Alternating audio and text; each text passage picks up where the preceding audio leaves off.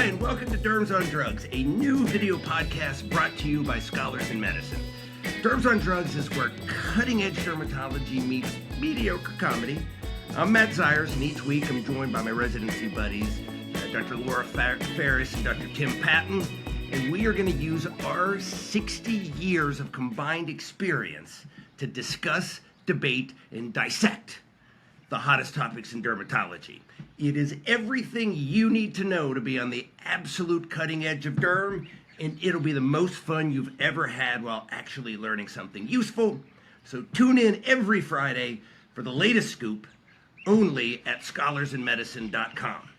So for those of you who are tuning in today, you might notice I'm wearing not my normal scrub top, but my Hawaiian shirt, and that's because I am on the beautiful island of Maui for Maui Dermatology, which I think of as the best meeting of the year. If you've never been here, it is spectacular.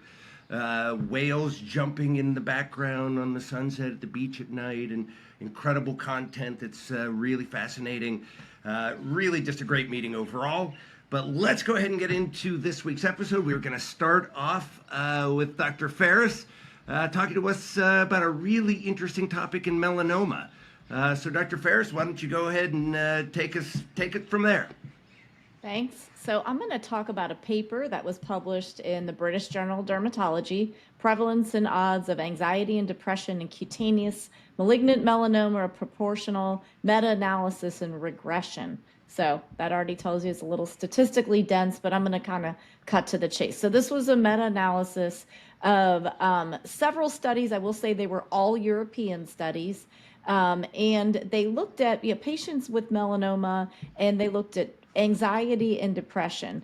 And so what they found was that the highest levels of anxiety and depression were in women, patients who were younger, patients who had lower levels of education. And then they also looked at their therapeutic modality, and using immune checkpoint inhibitors as sort of the baseline. They found that patients who are on chemo or interferon, some of these were older studies, had higher anxiety, less with targeted treatments like BRAF, MEK inhibitors. I think what was interesting here is if we also look at stage of disease, you would think, oh my gosh, it's the people who have, stage 4 disease, their prognosis is terrible. They're going to be the most depressed, the most anxious, but that really wasn't the case. I thought this was interesting. This is definitely something, if somebody sees a lot of melanoma patients with melanoma are incredibly anxious. They want to come in for every single spot. They want to, get screened very frequently, oftentimes more frequently than we recommend. And so, we got to think about how we approach this, and particularly for lower risk patients. We got to be better at kind of communicating, the true risk of recurrence for patients who truly have, thin melanomas, and particularly melanomas in situ. Maybe we think about the words that we use to describe melanoma in situ, things like that. So that was what I thought about this. I think it'd be interesting to look at it in a U.S. population. What did you all think? So Ferris, two thoughts. First, a question: did they look at all at time after diagnosis? So I think of my melanoma patients as being super anxious for like the first year, and then it kind of petering off over time. Did they look at that aspect? It was more anxious the patients had greater anxiety at the beginning, but there was still persistent anxiety and depression over time too. So, yes, it was greater early. So in Europe, and I'm remembering these are European dermatologists, not like awesome American dermatologists like us. Good. Do you think they are over making people feel too risky who have mild disease, who have low stage disease, or you think they're making people feel not at risk enough who have later stage disease? Because it should be that, like, if you got stage 1 disease, you're like, pfft. And if you've got stage 4 disease, you're like, oh my God, I'm going to die. And so they're either telling somebody too much risk or somebody else too little risk. I don't know that we could say that this is the physician or the dermatologist. I think this is the patients. I think there's so much out there. Patients read a lot. That everybody knows people who have had skin cancer, so it feels like it's all over the place. We don't have, obviously the risk of death from melanoma. It's a small fraction of all cancer deaths, but everybody knows somebody who's had skin cancer. I think patients have a hard time understanding the risk. I don't think we're better at it than in the U.S. than they are in Europe. Oh, we're definitely better at everything. Patton, what do you? Let's say you've got somebody who's got a 1.3 millimeter melanoma. They haven't had a node or they're staging or anything else yet. When you talk to them, what's your spiel? What do you tell them? There's this like survival calculator that you can do where you can input everything, the depth where you found it, male, female, the Breslow thickness, which is the same thing as depth, so that's redundant. And it'll like pop up a number, like it pops up a graph, survival graph, melanoma specific survival, overall survival. So I kind of do that, but I mean, if I had a 1 point something millimeter melanoma and my node was negative, I'd freak out, right? I mean, there's a percentage of patients that are going to die from that disease. It's a small percentage, but it's not zero. And so if you're pessimistic and it's melanoma, that's a killer. I don't know. I mean, I don't know those percentages. Are they out of whack for any other cancer? I don't know. I didn't think it was that. I was looking at it from the other side, and I didn't think it was that crazy because melanoma is scary. And even if it's a low percentage, you could be in that percentage. Okay. All right. Well, let's move on to our second article from Dr. Patton here. Go ahead, Tim. Yeah. So my big three, it was Fan et al. And it was a November issue, British Journal of Dermatology. Drug survival and safety of biosimilars compared with originator adalimumab for psoriasis, a multinational cohort study. So these authors looked at three big databases in the UK, Spain, and France. And, what they kind of wanted to do was, let's look at biosimilars and Humira. If you're naive to both, let's look at those patients and compare overall, all-cause discontinuation versus serious adverse events. And then they also wanted to look at switchers. So these are patients who were on Humira and then got switched to a biosimilar, not because of lack of efficacy, not because of any sort of side effect. They were just switched. And that was why were they switched? They didn't really say. One would assume it's some sort of insurance thing, things like that, but they don't say. If somebody's on Humira, why'd you switch them? Well, I assume that it's because with all the socialized medicine places that they just say, okay, we're not paying for it anymore. So in the discussion, they say, look, there was a study done in Denmark, but Denmark's totally different because it's mandatory. The switches were mandated. And what they said about UK, France, and Spain was that decision to switch depends on, quote, clinician-patient consultation. Huh. So why the hell would that, they didn't really explain it, or they explained it really well, and I just missed it. So anyways, when you look at the naive page, it was over 7,000 new Humira, 7,000 new biosimilars. No difference in all-cause discontinuation, all-cause serious adverse events. But with the switchers, there was a difference in all-cause discontinuation. They did it more frequently in the biosimilar arm compared to the Humira arm. So the question is, why? I mean, the primary findings were presented in two forest plots. Figure 2 just basically showed serious adverse events. That's the same, whether they're new, whether they're switchers. Yeah. Everything's the same. Figure 1 showed the two forest plots of all-cause discontinuation between the two groups. No difference in the naive patients. So new Humira, new biosimilar, same. But where you saw the discontinuation, and it was like a 1.35 hazard ratio of discontinuing the medication, and it did differ between biologics. So there were differences between the biosimilars, higher rates of I'm butchering these, Hyrimoz, Imraldi, and Amjevita. Julio, there was no different in all cause. So the question is, why are the switchers stopping their biosimilars? Are they less effective? Are there more adverse events? Or is it a nocebo effect where the patients perceive they're on a worse drug even if in reality there isn't a difference. There was a supplement, Figure 5, and it looks at risk of discontinuation due to ineffectiveness.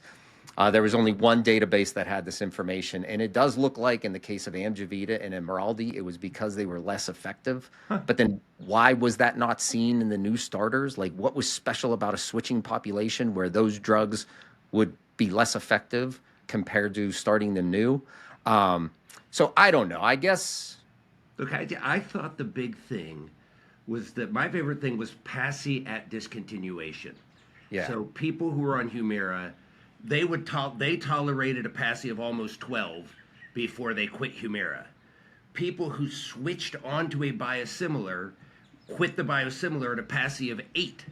So they were, the ones who were on a biosimilar were like, oh, this drug sucks, it's cheap, they put me on a generic baloney, I want off of it, I want something else. I mean, that it seems obvious, that, like, it looked obvious to me, and I jumped to conclusions, but I jumped easily to that conclusion, that it was I think patients do have this sense that, they don't like being switched, and they do think that, the generic is not as good. But I will say, when you look at the head-to-head studies that were done for biosimilars of biologics, where people were switched back and forth and they didn't know when they were switched or what they started on, what they ended up on, man, that curves, they just overlap. It does look like they really work the same. Now, the one thing I thought is, why in some cases does it look like the people who, switch don't do as well on a biosimilar? But if it's not randomized switching, if they're switching for a reason, did somebody say, gosh, you're not doing that great on Humira, let's try one of these biosimilars and see how you do, versus if people were doing fine, maybe they continued. I don't know if maybe that they would have seen that in the study design. Maybe I missed that. My question is, have any of you seen this personally? We're kind of getting into that era where the insurance companies are like, nope, no more Humira. It's got to be here more high. I don't have anybody on Humira. I can't even pronounce all these things. I haven't put anybody on Humira in like 15 years. All right. Well, I mean, I'm getting it with HS patients now, right? Because even though, they did the studies in psoriasis, that was one of the points that the paper brought up is it's, once the class gets that medication, it's for all indications. So you don't need to do a study with HS to show that the biosimilars, I don't know if they have. I think the randomized controlled trials were only in psoriasis. I could be wrong about that. But so, no, I mean, you don't treat HS with biologics? Well, every HS patient I have goes into a trial, because the JAK inhibitors for HS have been miraculous. Like, it's unbelievable. Every single person I have on a JAK in a trial is doing really well. Okay. Yeah. All right, let's move on. I guess really quick, has anyone said, written to the insurance company and say brand necessary, it's got to be Humira? I have not. No. Okay. I've had one person on Remicade off-label for necrobiosis lipoidica. She clearly did worse on biosimilar infliximab, and I did switch her back. But I've done it for rituximab too. You've had it for rituximab too. I've done that, and insurances have no problem with it. They're like, okay, fine, we'll go back to the brand. Right. Okay. Well, all right, let's go on to our final article here. This was one that actually was a review article. And it's because this is just such a fascinating topic, and I want people to we'll put the link to this. So it is talking about the link that we now are aware of between atopic dermatitis and environmental conditions, in particular air pollution. And whenever we talk about air pollution, we're not just talking about outdoor air pollution, and we're not talking about air pollution in the sense that we generally think of it. So first, this has all been figured out by a guy named Myles at the NIH, who really, this is our answer. This is why atopic dermatitis started getting more common in the 1970s, and it's why atopic dermatitis is more common in cities compared to rural areas. And really, there are two primary chemicals that we know for sure, and we know mechanistically what they're doing. The big one is called toluene disocyanate, and this is a chemical that is created in car exhaust when there's a catalytic converter. So a catalytic converter takes things like sulfur dioxide, which causes acid rain, and turns it into less toxic stuff for the environment, but it creates this toluene disocyanate. The other place where toluene diisocyanate is in nylon and polyester. And nylon and polyester, right, when you think about fashion from the 70s, what do you think about? Nylon and polyester. And so catalytic converters getting implemented in the 70s and nylon and polyester in the 70s turns out are what has driven the atopic epidemic and what has caused the urban-rural gradient, because cars are way more dense in urban areas. And then also we know that even if you live in the country, you are more likely to have atopic dermatitis if you live close to the interstate. So Ian has figured out like why it all happened, and that is one of the most like crazy. Like we got our answer, right? We've been wondering this since we were residents. We got our answer. Now, clinically, is it that useful, right? And there's one thing that to me makes it really useful, because now, because what do patients with atopic dermatitis always ask you? Why did I get this? Why did I get this? I didn't change anything. I didn't change my products. I didn't move. I didn't change my job. I didn't change my diet. I didn't change anything. Why did I get this? And we didn't used to have an answer. It used to be basically, your skin got old. Shit doesn't work when it's old. So now your skin doesn't work and you got eczema. The correct answer is when you were born, your skin looked like this. Now, if you're a kid who has genetic barrier deficiency, when you were born, maybe your skin looked like that. But so when you were born, your skin looked like this. The chemicals you've been exposed to your whole life, air pollution, the chemicals in clothes, the crap in our diet, has been slowly damaging your skin and creating these gaps. And it wasn't that the gaps got like suddenly your skin got damaged. It's actually that when your skin got damaged slowly, it finally got damaged enough that now stuff can get in and cause an inflammatory reaction. It is really clinically where I have found this useful, because now when I explain it to patients that way, they get it. Like they like the idea that chemicals are causing, damaging their skin and causing their problem. And then it makes it easier to go on with the visit, because it's just like, sun damage. When somebody says, why did I get this basal cell? I use sunscreen. I didn't go out in the sun. I stayed in the shade. Oh, it's the sun you got 30 years ago. It's nothing you did last year. Well, now it's the same thing with atopic derm. It's not something that you did this year. It's the chemicals your skin have been exposed to over 30 years of time. Is the basic idea there. So that's, and I really want to direct people to this paper. It really goes over mechanistically what these chemicals are doing, where they're coming from, and it's in the Journal of Allergy and Clinical Immunology in Practice. Great overview article. And I'm kind of going to stop right there. I know Patent Fairs, I didn't let you kind of comment on this, but fortunately for us, we've got the author on for our deep dive. And so I really want to introduce everybody to Dr. Ian Myles.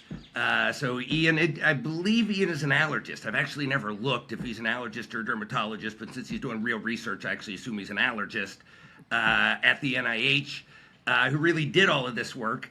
And so, Dr. Myles, I could not be more excited to have you here. I've been a fanboy for the last couple of years. Really interested in your work, because you've answered questions that nobody else has been able to answer in 30 years. So I want to kind of stop there and have you kind of walk us through, because your first article that really caught my attention that I saw first was the isocyanates article. And the science in that article is dense, like too dense for me. I couldn't figure it out, tried really hard, so I didn't believe it. I was like, this is if I can't understand that it's baloney. Then more and more stuff came out about air pollution having a bigger role than genetics in atopic derm. And so then I started to believe, but I still can't understand the isocyanates paper. So kind of take us through where you got the idea to start with and how you guys proved it in that paper. Yeah, well, thanks for having me. But I hadn't heard of isocyanates either until we started fishing for chemical associations. So I had the idea that, as you know, you've discussed that the rates of atopic derm are increasing at a rate that cannot possibly be explained by genetics. There's a huge signal for immigration. So something in the environment had to be there. And we had the idea of taking clinical databases. So every time you bill for a patient visit, that gets anonymized and sent to, sold from one group to another. And this is, pharmaceutical companies use that to micro-target medications to providers. And so there's a record of where people with atopic derm are being seen. And so then we could access now the EPA databases that have a record of what chemicals are in each zip code. And doing various, geospatial analyses, which is a level of math that I don't fully grasp either, but thankfully Jordan Zeldin in the lab did. We were able to ask that question. What are the overlaps of the chemicals that are showing up in places with the most atopic derm and the chemicals that are absent in the places where atopic derm rates are lower than you would anticipate for access to care and age and so forth. And he runs his analysis, and diisocyanate jumps out, and it was in the same boat. Never heard it, wasn't sure I was pronouncing it correctly, type thing. And that was one model. So he went back and said, well, just in case the model is quirky, let's pick a different model. And random forest and lasso and ridge and all these different statistical approaches, and all of them say the same thing.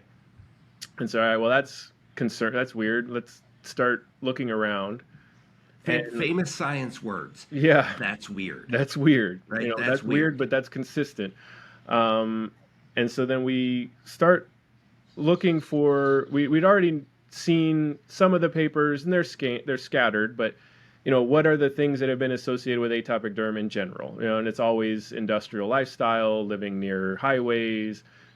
Patients complain about synthetic fabrics. And then there's a few mostly out of South Korea with, mostly survey data, which is like new furniture or wallpaper and all these other things that just seemed weird and disconnected and hard to wrap your head around.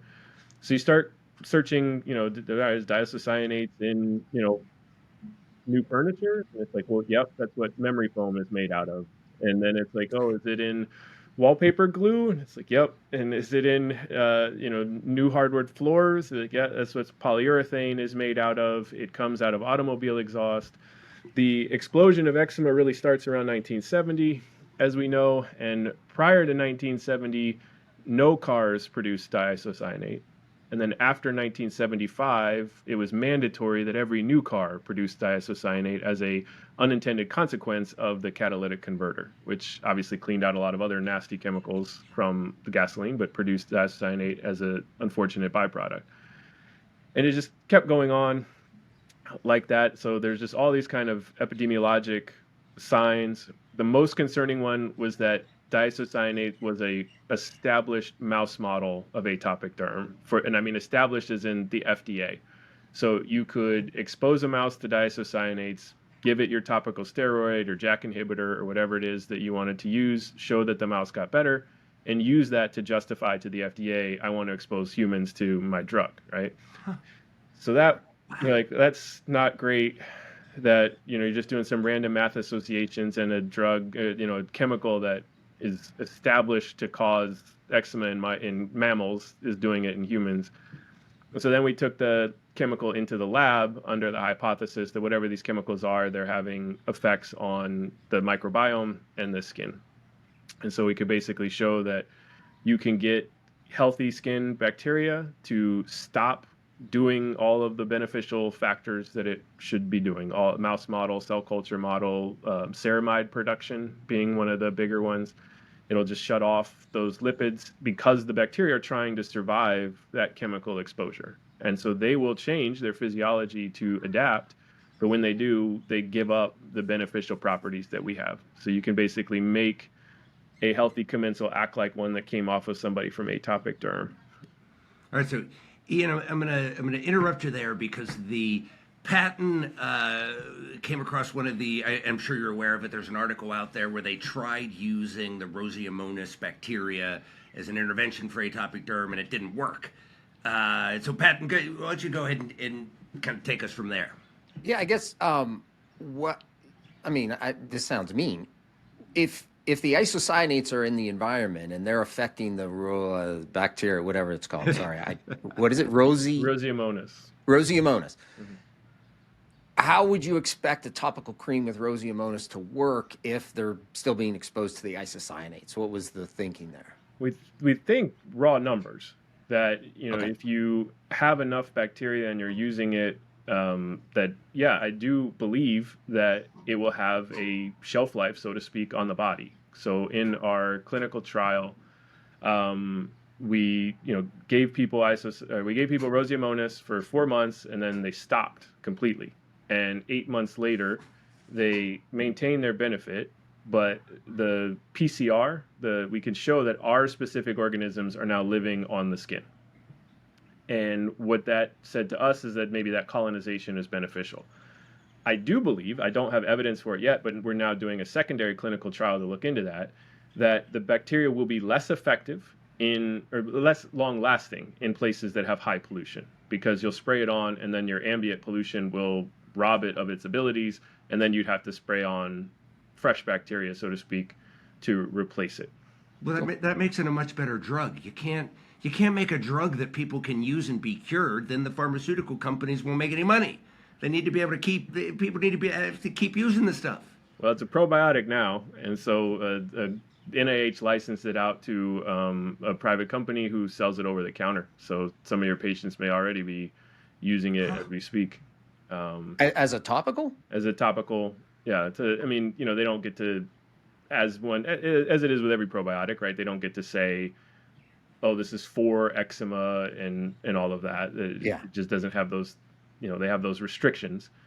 In terms of, because we're co-authors on all the papers. So the one that you said where it didn't work, like I'm a co-author on that one too. So there's a difference. It didn't hit its pharmaceutical development endpoint, which was set for what the FDA wants. Okay.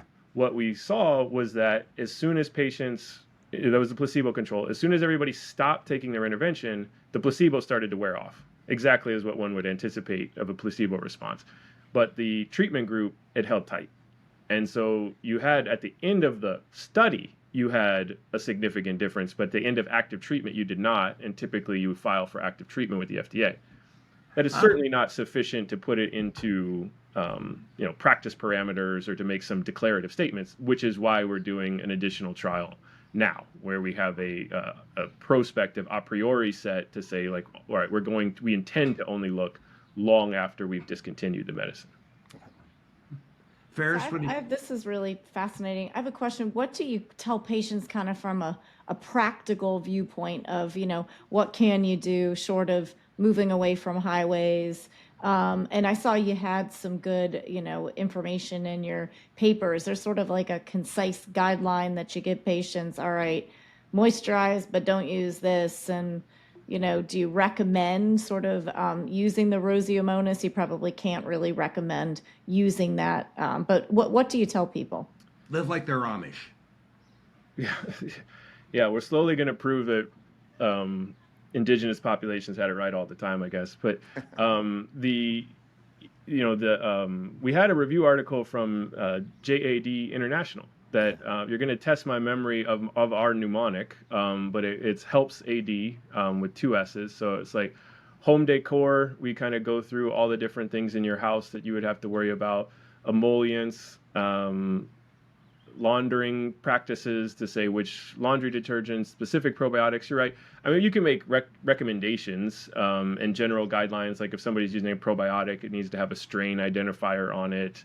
You'd like to have some kind of validation that somebody's checked to make sure it has those organisms in there.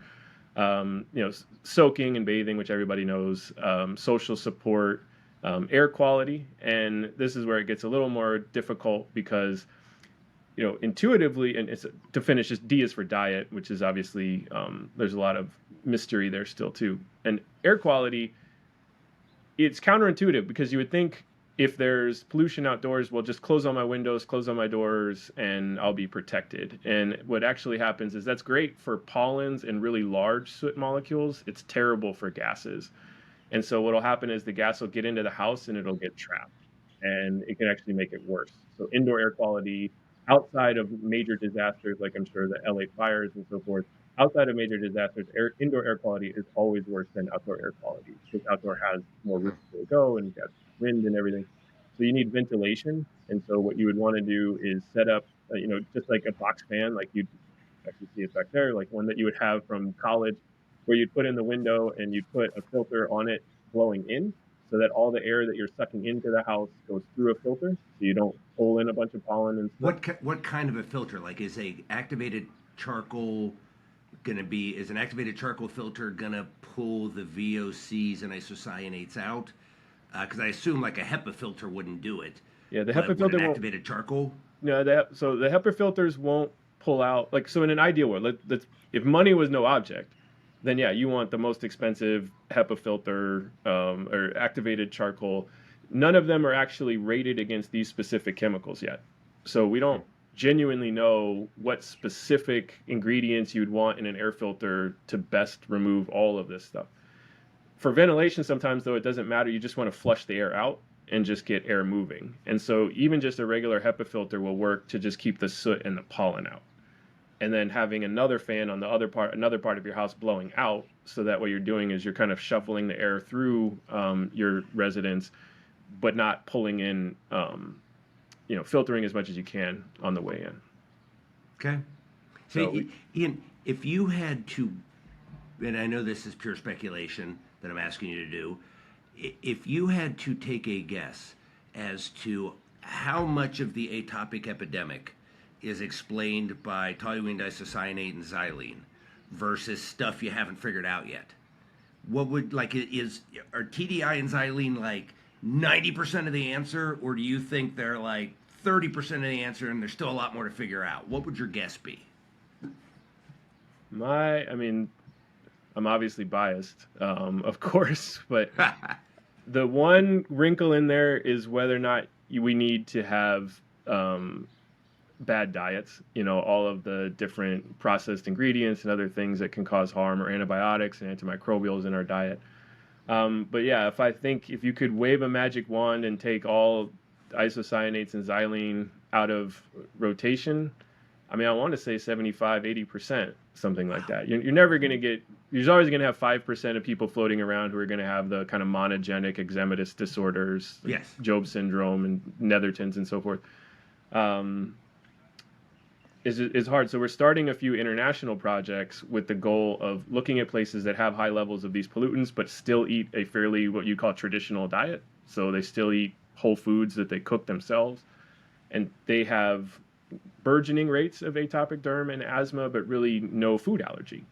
And then, it's always going to be difficult to separate the dietary restrictions and the dietary influences, because any place that has these chemicals almost certainly has processed foods to go along with it.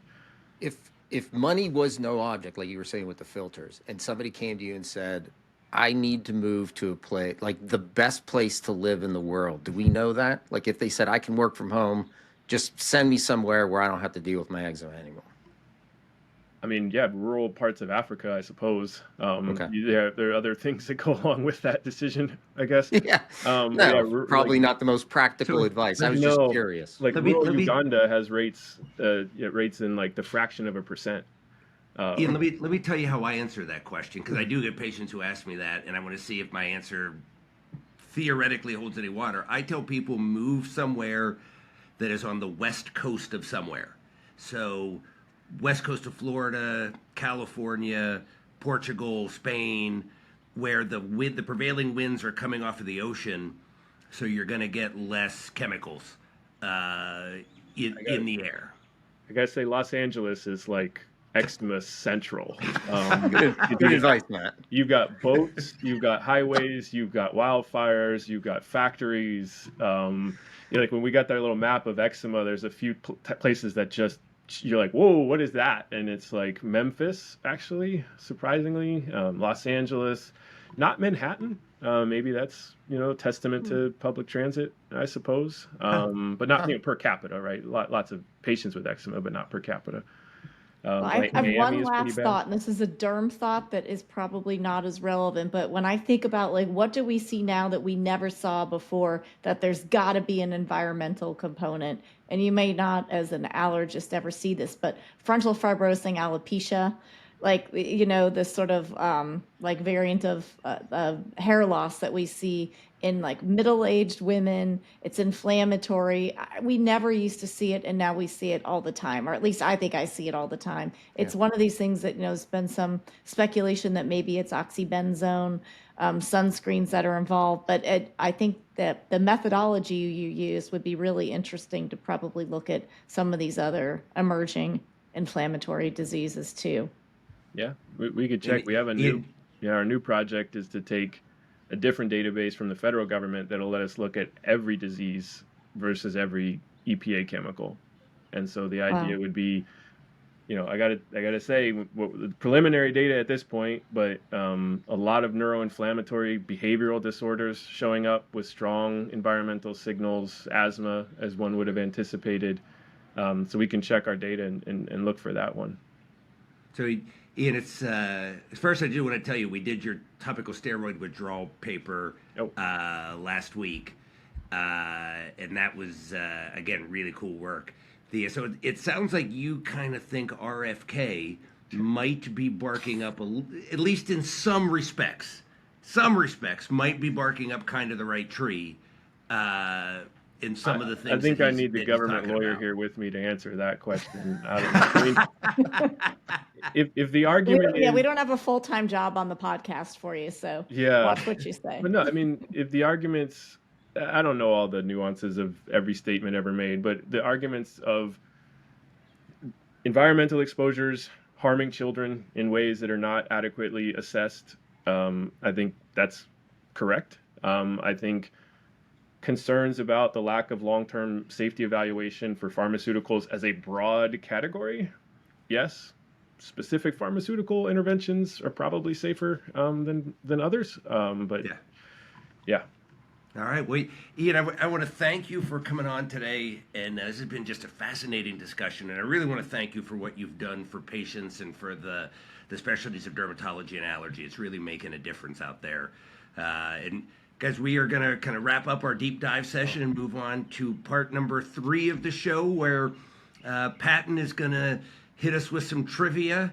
And the usual format here is I think of myself as smarter than everyone else in the world. So it's our guest, Dr. Myles and Dr. Ferris, kind of against me. Ian, the rules are, it's just like as soon as you think you know an answer, as soon as you got to guess. I think we changed the rule. Let me finish the question. Let's set the rules. Okay. You jump in, because I think it's connections and things like that.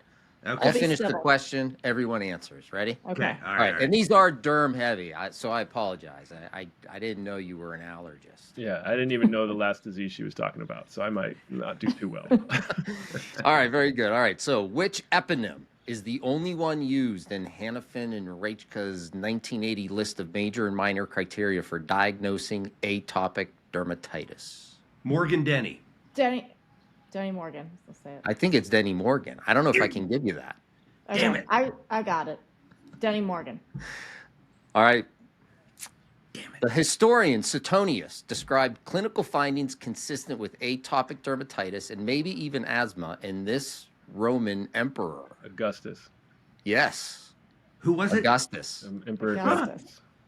Nice. Right? I think of All right. myself as a This Roman one expert. is As a Roman expert, really damn it. unfair to our guests, so I apologize. Of the non-topical steroids FDA approved to treat atopic dermatitis, which one was approved in 2016? The non-topical steroids. Non-steroid. I'm sorry. Did I say? Oh, I'm sorry. Non-steroid topicals. FDA approved non-steroid topicals. Which one was approved in 2016? Eucrisa. It was Eucrisa. Eucrisa, damn, I forget that that's a drug because it sucks. It doesn't work. Doesn't even count. It's expensive moisturizer that burns. Hey, it was approved in 2000. The FDA is never wrong, so I don't know what you're talking about. So damn it, I was 0 for Ferris, 2 Ferris, 1 Myles, 0 Xyrus. I screwed up that last one. I need a proofreader. I thought I ran these through AI. All right, Ian, thanks so much. Really Thank interesting you. stuff. It's great. You elevated the IQ of this podcast significantly. Thanks for joining us. This is good. Thank you guys. Sorry for being late. All right, so that was a fantastic deep dive. And again, I just can't emphasize what a big deal it is that we finally got this stuff figured out thanks to Dr. Myles. We're now going to move into our final session after our trivia, our six-pack, where we go through 6 more articles that Pat and Ferris and I thought were interesting and useful this week. And I believe, Dr. Ferris, you are leading us off. Yes, I'm going to talk about a paper in JAMA Dermatology, Jenny Lai and John Barbieri, acne relapse and isotretinoin retrial in patients with acne. So this was based on market scan data, so claims-based data, and basically what they did was they looked at claims data and looked at how often did patients have to have a second. Did they retrial, meaning that they either had to have a second course of isotretinoin or had to have treatment with an oral acne therapy? And then they looked at the predictors of that. And so, what they found was that cumulative dose, which I think we all kind of know, is significantly associated with the decreased rate of acne relapse. So higher cumulative dose, less likely to relapse. They did not find, as long as you reached a high cumulative dose, which was 220 mg per kg, if you went higher than that, they didn't really see that there was that there was additional benefit. But if you were in sort of the low to conventional, higher doses were associated with lower risks of relapse. Now, what was interesting about this paper? One, it's using claims data. So realize you can't go in the chart and look stuff up. So, one, how do you get somebody's weight from claims data? Well, what you do is you basically, take a standardized age and sex standardized number, and you assume everybody's the same weight, which we know isn't really true. So that's one problem. The other thing is that how do you decide when somebody has come off therapy, relapsed, and gone on to another therapy? And if they just had a month off of therapy and then went back on, that was considered relapse and restarting. And I think that's just kind of real life. So that was what I thought was, interesting. Nice to have big numbers, but you lose something when you just use claims data. Yeah. So, I thought I'd see what you guys thought about this paper. So, the fact that they basically just said, well, if you're 42 and female, you probably weigh this much, right? The cumulative dose data is basically baloney. But it's even with that, it still showed a relationship between cumulative dose. So it does tell us cumulative dose really is a big deal. I thought the other thing that was interesting was that women were much more likely, and that probably goes back to the hormonal acne aspect. Pat, anything that jumped out at you about this? No, I buy the cumulative dose. Do you guys use cumulative dose? Yes. I have been lazy about it. Now that I'm at UNC, this is the high dose Accutane capital of the world. Oh, okay. And so now I am better about it because the residents make me do it. And man, 120 milligrams a day isotretinoin for a, female who's 130 pounds, no problem. So man, we do it all. You guys get to that kind of are you talking cumulative dose or daily? No, I'm talking about daily dose. They just want to get there quicker. They get there quicker, but they also are believers in getting to that, to that higher dose, and that you really don't, it's still tolerated. You may have a little bit more colitis, but, at some point, if we want to do a deep dive on Accutane, we'll bring Dean Morell on, who kind of started this first paper on looking at, high dose, reaching that 220 milligram dose, and we can talk about it. But I'm amazed at what they do, but patients do great. And we don't have a lot of side effects. I'm floored. Quick pearl, in case you haven't seen this, if you guys aren't already doing it, high omega-3 fish oil has a couple of trials showing it really helps with the colitis and the nosebleeds. For Accutane patients. So I put everybody on high omega-3 fish oil when I start them on Accutane now. All right, let's move on to our next one. Patton, what do you got? Risk of malignancy in dupilumab use. I don't think I'm overstating things by saying that dupilumab probably cures cancer. The papers from the November Says issue. a guy who desperately wants to make a lot of money from going dupilumab speeches, but okay. Well, I'm just going to add that. That'll be my top line point. My paper, November issue of the Journal of Allergy and Clinical Immunology in Practice. It was titled "The Risk of Malignancy Associated with the Use of Dupilumab versus Other Treatments in Atopic Dermatitis Patients," a national database analysis. It was by Garat et al. I apologize if I mispronounced that. So they used Trinetics and they collected data on atopic dermatitis patients over a period of 20 years. 2003, 2023. And then they use propensity score matching to match patients based on demographic characteristics and comorbidities. And then they had kind of 3 different sets of comparison that are in table 2. So I made graphs from the tables, and if there's discrepancies in the numbers, that's my fault. Starting with figure 3. So non-Dupy systemic treatments, azathioprine, cyclosporin, methotrexate, myco, UV, versus mild AD, so only treated with topicals. There's no difference in rates of SCC or internal malignancy. That was a little surprising. You basically have immunosuppressant medications versus just using topical steroids. I'm surprised you didn't see increased rates of either of those. There are increased statistically significant difference in hematologic malignancies. The second analysis was Dupy patients to patients with systemic therapies. Difference in SEC, BCC that didn't reach statistical significance, but a statistically significant difference in malignancies, hematologic malignancies. That wasn't surprising me because Dupy is not immunosuppressive and these other ones were. What really surprised me was the figure 1. So compared to mild atopic dermatitis, Dupy patients had statistically lower risks of SEC, BCC, and internal malignancies. And these weren't like slight risks. The risk ratio of 0.35 for BCC SCCs and 0.47 for internal malignancies. There was no different in heme malignancies. But that number surprised me. I don't know if that's real. What do you think? I mean, it's a big database, and they are numbers that, it makes, right? We know Dupy shifts your immune system to Th1 and Th17. That's why you get arthralgias and why you get new onset psoriasis. It never occurred to me that there might be a benefit. And we know cancer immunosurveillance is Th1 and Th17, so it mechanistically makes sense. What do you think, Ferris? Does I Dupy think the cure only cancer? interesting thing is we just did a paper looking at calcipotriene and 5-FU compounded and found that actually Th2 responses seemed like protective from actinic keratoses, squamous cell carcinomas. So this would sort of refute that. Yeah, counter that. Yeah, Let's counter that. So do you buy it? Does dupilumab save us from cancer? Cures it? I can see, I mean, at the very least, it doesn't increase our risk of cancer. I feel better using it to treat dermatitis in patients on checkpoint inhibitors.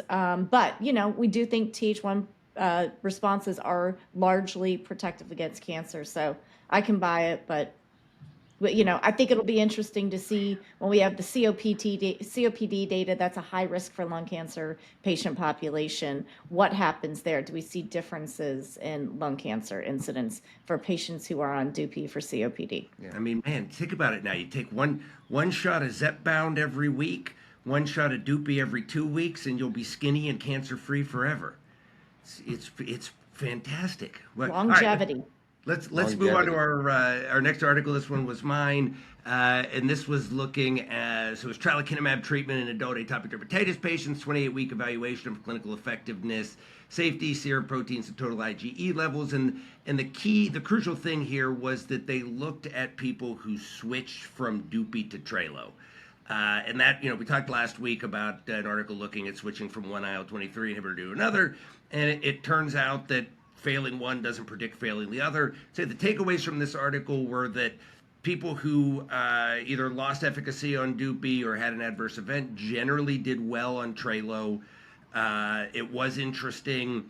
The people who switched from Dupy onto Tralo early on did better than the people who were on nothing and just started Tralo.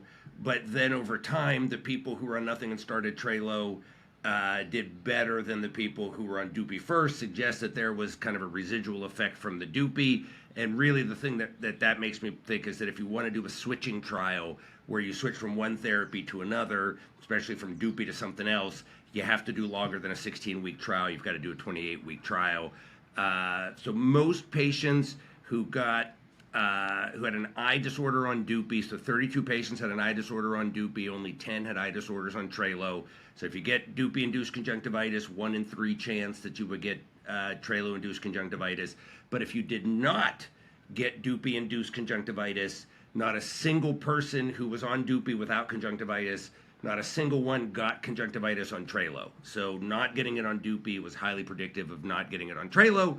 That's kind of the takeaways from this study. And anything that either you guys want to add to it. IgE levels. Tell us about total IgE levels. Does it matter? I don't think so. I don't believe that it matters. It's arguable. There's some element of belief that the higher the IgE, maybe the more Dupie is going to benefit you, because IgE is kind of a marker that your immune system is Th2 deviated. Dupie is maybe going to help, is going to do more to un-Th2 deviated than others. But I'm not a believer. I don't check IgE levels. It never even occurs to me clinically. I think it's nice to have the data, because when the patients say, well, if it works similar to Dupie, it's really probably not going to work. And now you can actually point to something and say, well, no, this might make a difference. So this might work. Still a good chance. Always nice to work. Yeah. All right, let's go into our next one. So Dr. Fairs, I think this is yours. Yeah, this is Journal of Cosmetic Dermatology, ferulic acid in the treatment of papulopustular rosacea, randomized controlled study. So this was a randomized controlled study, 30 patients in each arm, ferulic acid 3% versus saline. So the ferulic acid was in a polyol base versus saline is obviously just normal saline. 6-week study. Everybody was also on Doxy 100 a day.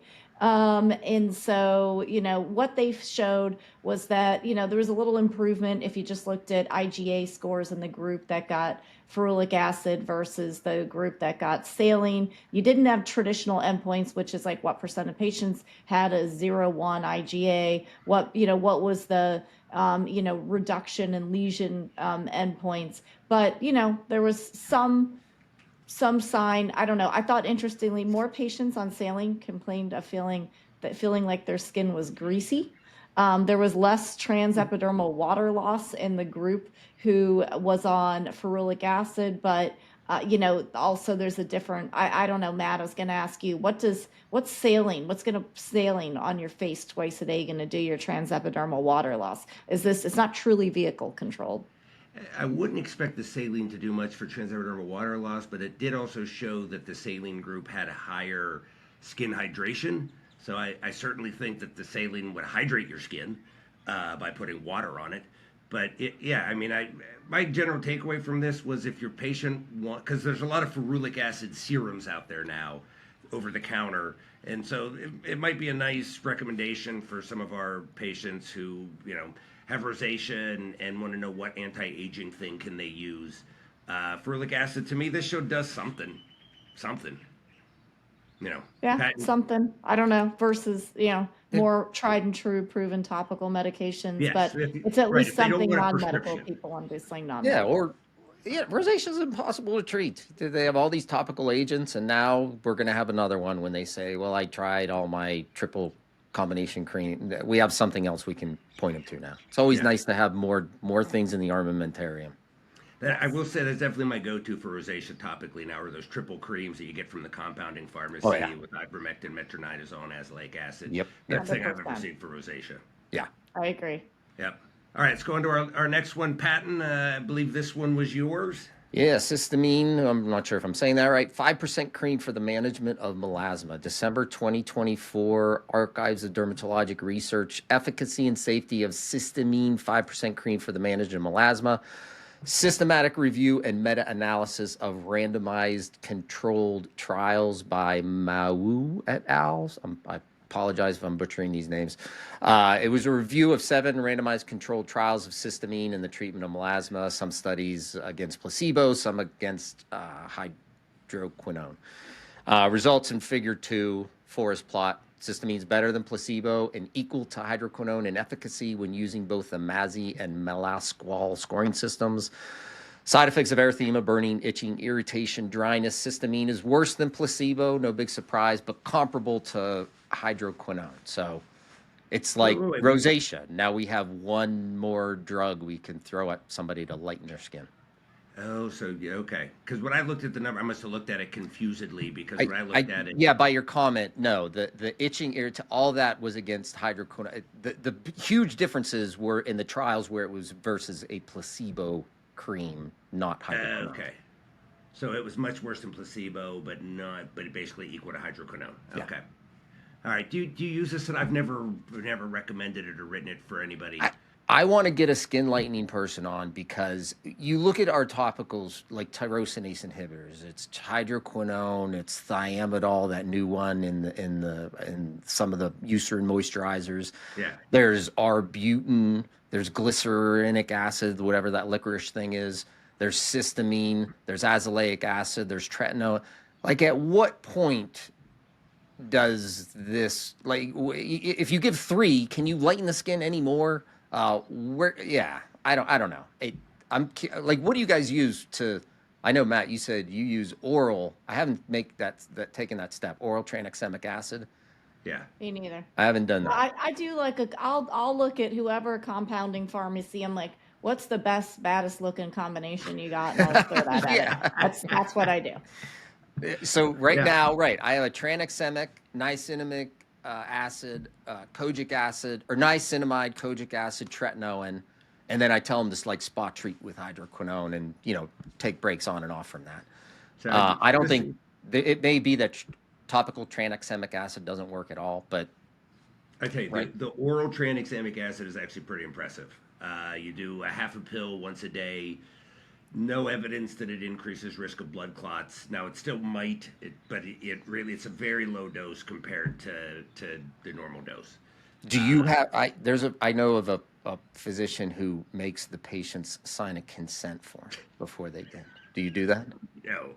Okay. I documented in the chart that I told them it was off label and it's at least theoretically possible it causes a blood clot risk, but I don't think it does.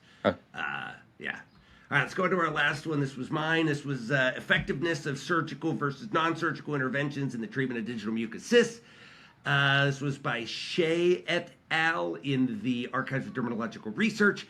And first thing that about this that was interesting was drainage plus intralesional Kenalog actually worked fairly well, right? So to me, right, that's you poke it with a big needle, you squeeze the jelly stuff out, you show it to the patient because they think it's cool, and then you inject a little bit of Kenalog into the cavity where it was, then you wrap it up.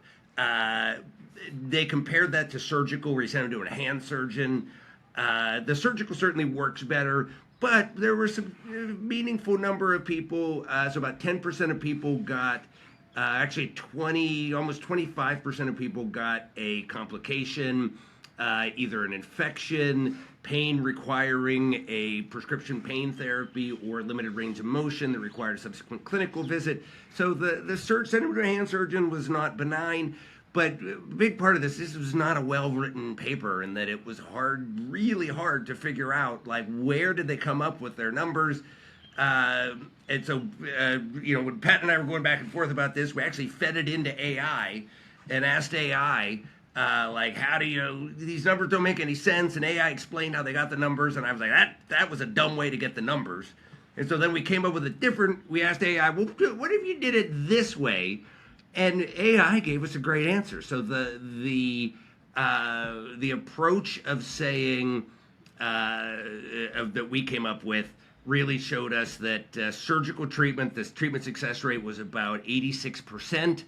Intralesional Kenalog only was about 31%. Drainage only was about 31%. And interlesional Kenalog plus drainage had a success rate of about 44%.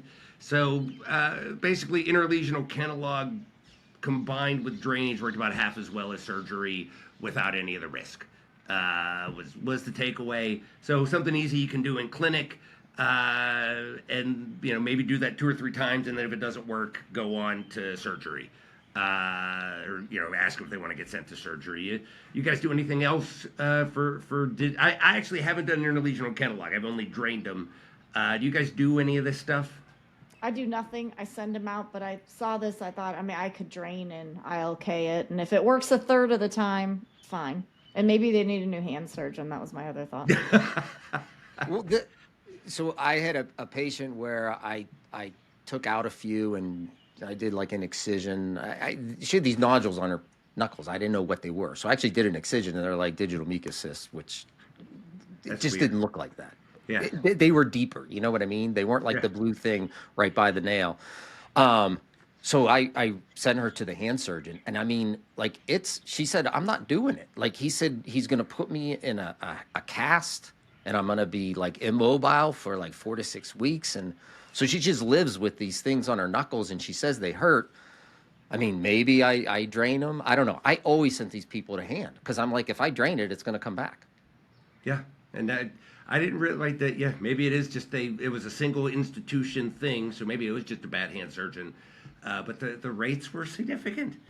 So I want to thank everybody for joining us this week. If you got questions, comments, or ideas for topics we should cover on the show, shoot us an email at questions@dermsondrugs.com. Again, that's questions@dermsondrugs.com. And I hope you learned a few things. I hope you laughed once or twice. And mostly, I hope you're planning on joining us next week. Till then, I'm Matt Zyrus. I'm Tim Patton. And I'm Laura Ferris, and we're Derms on Drugs.